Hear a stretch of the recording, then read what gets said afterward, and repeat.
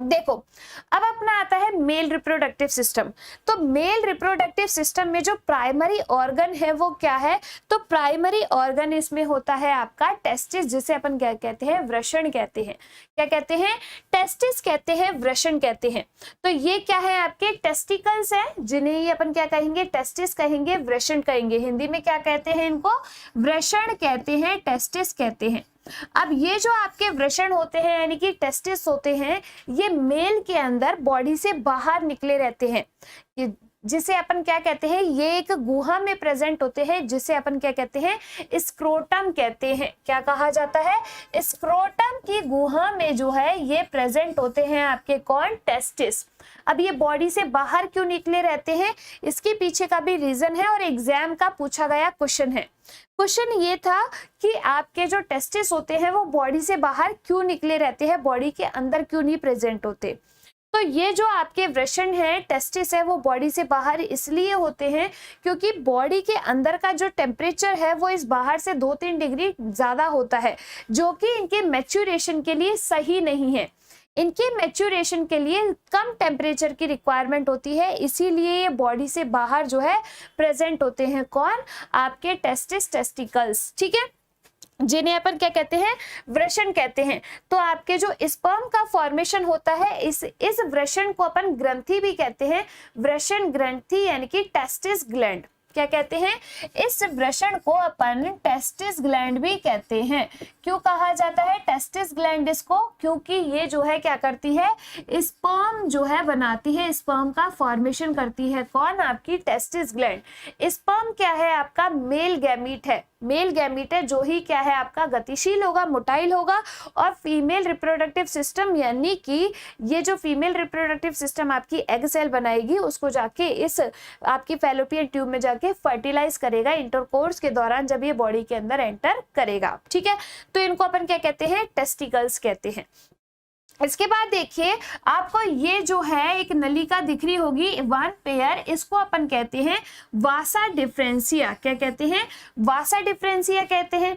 इसके बाद आप देखिए, ये आपको जो लंबा पार्ट दिख रहा है, इसको अपन कहते हैं पीनिस। क्या कहा जाता है? पीनिस कहा जाता है।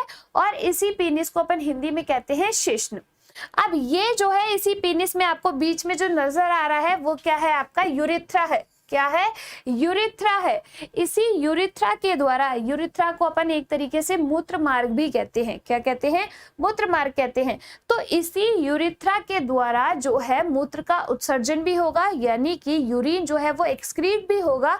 और साथ के साथ जो आपके स्पर्म बॉडी से बाहर आएंगे वो किसके थ्रू आएंगे? इसी यूरिथ्रा के थ्रू आएंगे। किसके थ्रू? इसी यूरिथ्रा के थ्रू ही जो बॉडी है के से बाहर है ये स्पर्म आएंगे। ठीक है, आ गई बात समझ में। इस यूरिथ्रा के ऊपर आप देखिएगा, एक आपको ये नजर आएगी, ये जो स्ट्रक्चर है इसको अपन कहते हैं प्रोस्टेट ग्लैंड। क्या कहा जाता है?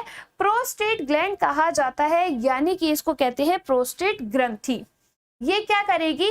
ये जो आपकी प्रोस्टेट ग्लैंड होती है एक सिक्रीशन करती है जो कि एसिडिक होता है, उसकी पीएच होती है 6.5। क्या होती है?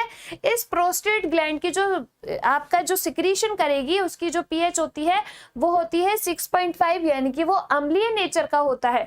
वो क्या करेगा? जो आपका स्पर्म बन रहा है, तो बहुत सारे जो स्पर्म होती हैं उसके अंदर आपके फ्रक्टोज शुगर भी है, बहुत सारे एंजाइम्स भी हैं। तो ये सारी चीजें उसके अंदर प्रेजेंट होती है, उसको कुल मिला के अपन कहते हैं वीर्य यानी कि सीमेन। तो उस सीमेन में जो है मिक्स होता है ये आपका सिक्रीशन, जो कि कौन करती है? प्रोस्टेट ग्लैंड करती है। कौन करती है? प्रोस्टेट ग्लैंड करेगी। ठीक है, आ गई बात समझ में। तो ये आपका किसका पार्ट हो गया? जो प्रोस्टेट ग्लैंड है वो आपके पार्ट हो गया किसका? इस मेल रिप्रोडक्टिव सिस्टम का। आ गई कि नहीं आ गई बात समझ में? ठीक है, अब ये देखिए, आपको जो टेस्टिस नजर आ रहे हैं, टेस्टिकल नजर आ रहे हैं, उसके ऊपर एक इस तरीके से आपको ये स्ट्रक्चर नजर आ रही है। ये आपकी होती है एपिडिडाइमिस, जिसे अपन क्या कहते हैं? अधिवृषण कहते हैं। क्या कहते हैं? एपिडिडाइमिस यानी कि अधिवृषण कहते हैं।